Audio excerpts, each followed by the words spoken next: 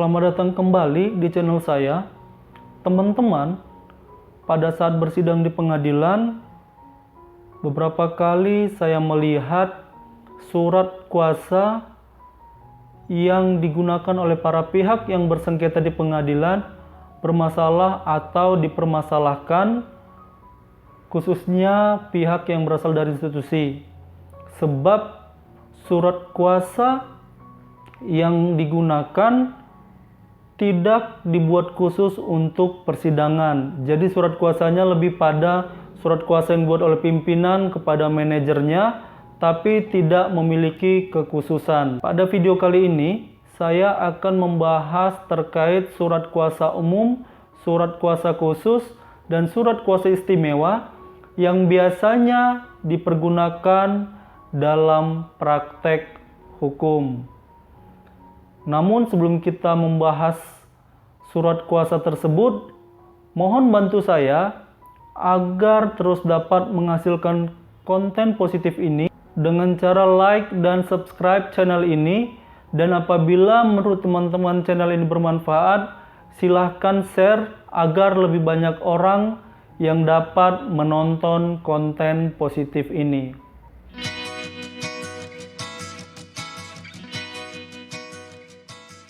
Teman-teman, secara hukum setidaknya ada 3 jenis kuasa yang sering dipergunakan dalam praktek. Yang pertama, surat kuasa umum yang diatur pada pasal 1795 KUH Perdata atau pasal 1795 KUH Perdata. Surat kuasa umum ini biasanya digunakan hanya untuk hal-hal yang bersifat umum, misalnya pengurusan surat-surat atau berkas-berkas administrasi, pengurusan harta kekayaan yang dimiliki oleh si pemberi kuasa. Surat kuasa umum ini tidak dapat digunakan untuk bersidang di pengadilan. Yang kedua adalah surat kuasa khusus. Surat kuasa khusus ini juga diatur dalam pasal 1795 KUH Perdata. Nah, apabila surat kuasa khusus ini hendak digunakan untuk bersidang di pengadilan, maka dalam pembuatannya juga harus merujuk pada pasal 123 atau 123 HIR. Surat kuasa khusus ini hanya dapat digunakan untuk hal-hal khusus yang disebutkan dalam surat kuasa.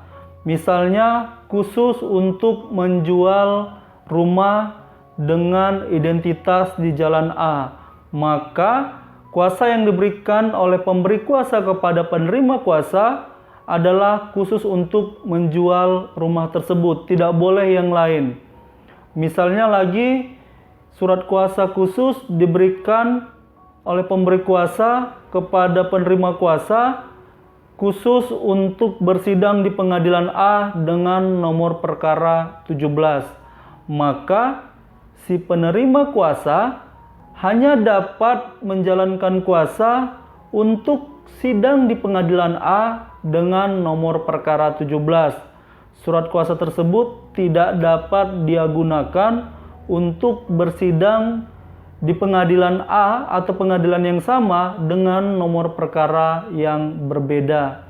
Nah, kalau si pemberi kuasa mau si penerima kuasa menyidangkan dengan perkara yang lain, maka si pemberi kuasa harus memberi kuasa khusus yang lain yang berbeda dari kuasa khusus yang sebelumnya dia berikan.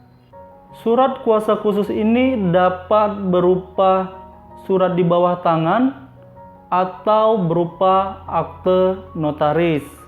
Yang ketiga adalah surat kuasa istimewa. Mengenai surat kuasa istimewa ini dapat dilihat pada pasal 1796 KUH Perdata, junto pasal 157 HIR, junto pasal 184 RBG. Berdasarkan pasal tersebut, surat kuasa istimewa ini bersifat limitatif atau terbatas. Sebab perbuatan yang akan dikuasakan dalam kuasa ini adalah perbuatan yang hanya dapat dilakukan oleh si pemberi kuasa. Misalnya untuk meletakkan hipotek, menjual tanah, lalu menghadiri rapat umum pemegang saham atau RUPS hanya dapat dilakukan oleh orang yang memiliki hak tersebut secara langsung. Nah, apabila hal tersebut mau dikuasakan, maka harus dibuat kuasa istimewa. Kuasa istimewa harus berbentuk akta otentik seperti akta notaris.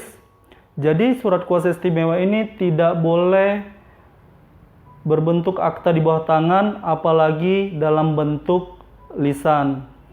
Demikian pembahasan terkait surat kuasa umum, surat kuasa khusus, dan surat kuasa istimewa.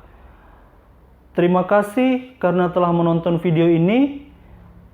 Mudah-mudahan apa yang saya sampaikan menambah pemahaman teman-teman terkait hukum, khususnya terkait surat kuasa. Apabila teman-teman memiliki pertanyaan seputar hukum, atau apabila teman-teman memiliki saran terkait pengembangan channel ini, silahkan teman-teman tulis di kolom komentar pada video ini.